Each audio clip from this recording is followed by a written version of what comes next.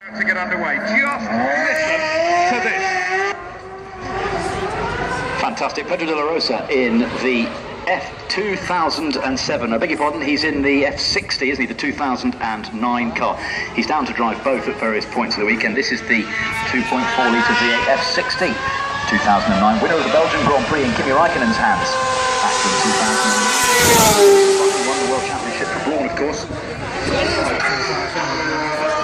Spaniard who raced in Formula 1 for Jaguar and for McLaren and briefly for Sauber.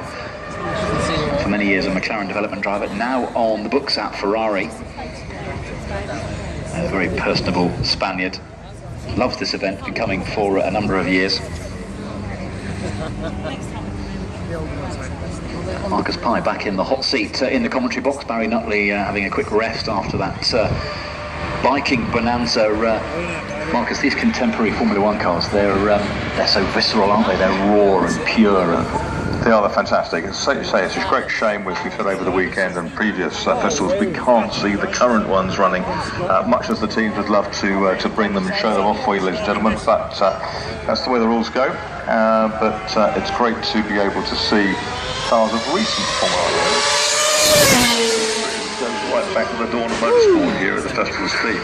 Anthony Davidson in the 2011 Mercedes-AMG Formula 1 car, again with a 2.4 litre V8, screaming his way up the hill. Davidson, a driver with Minardi and with the Super Aguri Formula 1 teams, and now still on the books of Mercedes-AMG, as well as driving for Toyota at Le Mans and in the World Endurance Championship. As he gets to the top of the hill, safe and sound run.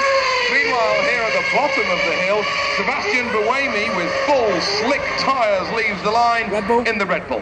Yes, the RB7, isn't it? The car in which Sebastian Vettel took the second of his 4 straight titles. And just going back to Anthony Davidson, Toby, he's leading the World Endurance Championship, of course, after winning Spa and then that podium finish in the Le Mans 24 hours. So Britain flying the flag. Buemi having a go, Henry. Absolutely, yes, fully on it in the 2011 Red Bull. It's a really good time. He's having a real go. As you said earlier, they're not timed, Marcus, but that is a good run by Sebastian Buemi, and a teammate of Anthony Davidson, who we saw go up the hill a moment ago. Great run by the championship-winning Red Bull. Certainly was. He set off building up for this yesterday and looked really strong on that run. Next up, it's the 2009 Formula 1 World Champion. It's Jenson Button in the McLaren Mercedes.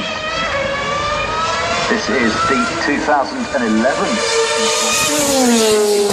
14 livery.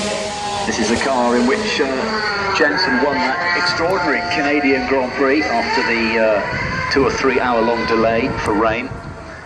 I leapt off my sofa when he passed to take the lead. I yelped. It was such an exciting Grand Prix and a great winner. I heard it on the radio coming back from a race meeting, and I wouldn't have heard it but for the fact it was delayed. Yeah, I watched it on French television in the town of Le Mans at the end of the 24 hours that Sunday evening. It was fantastic, and Sebastian Vettel made a mistake at the end, didn't he? And Jenson, after pressurising the German, came through to win. That's a fantastic aerial shot of Emerson Fittipaldi leaving the line in the McLaren M23, his 1974 World Championship winning car. That's surreal, that's absolutely surreal. It could be 1974 all over again, couldn't it? Certainly could, and I just remember him in that first World Championship year, 72, battling with Jackie Stewart and Ferrari at Brands Hatch. This is the car that took Emerson to his second world title, the first for McLaren, of course, by which time Jackie Stewart had retired. Yes, his previous one had come in the JPS Lotus 72. Yeah. This is the Gordon Coppock designed M23, which had a long and successful life in Formula 1. First winning in 1973 in the hands of Denny Hulme and Peter Revson, and was still winning in 76 and 77 with James Hunt. You probably still have the big Corgi one with the wheels you can take off. Oh, I do. I have the large-scale Tamiya kit as well. Wonderful. I still have that model. Next on the line, it's the Niki Lauda McLaren Tag Porsche engined 1.5 litre V6 twin turbocharged McLaren from 1984. He won the World Championship, did Lauda by just half a point that year ahead of Alain Prost. Stefan van Doorn at the wheel. Yeah, the young Belgian, who's a McLaren protege racing in GP2 this year. He was out in the 2011 Formula 1 car yesterday, wasn't he? And here he is in a car 30 years old. Lovely whooshing wail from the V6 turbo Porsche-built tag-badged engine in the back of the McLaren. Lauda eclipsing Prost by half a point at the end of 1984. Big power coming from these engines in qualifying specs. 1,200, 1,300 horsepower or so. Sometimes you heard the stories that the engine broke and they couldn't get the gearbox off the back because there was that much detonation involved. But it's all safe and sound, and as Marcus said yesterday, what lovely lines on that car. Lovely, lovely lines indeed.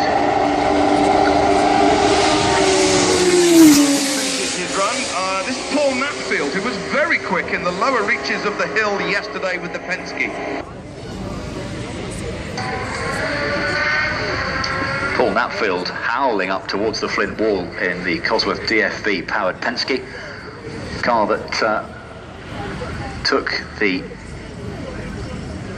American Roger Penske and his eponymous team to one Grand Prix victory in Austria in 1976, courtesy of John Watson. He's not hanging about now, is he? No, he's not, is he? I'll shave my beard off when I win a Grand Prix. Oh, the Surtees has gone straight on. Oh, no. Ran a little bit wide on the right-hand part of the entry. Blacksmith Hilliard TS 9B. Yeah, that's a shame, isn't it? So we'll have that. He scrubbed off a lot of speed, actually. He came across the grass, wasn't locked up, got some speed off on the tarmac when it gripped again, and he's just clonked the bales on the exit of Moulcombe there. He's going well yesterday. He was just outside the top 20 in that car, 58.13.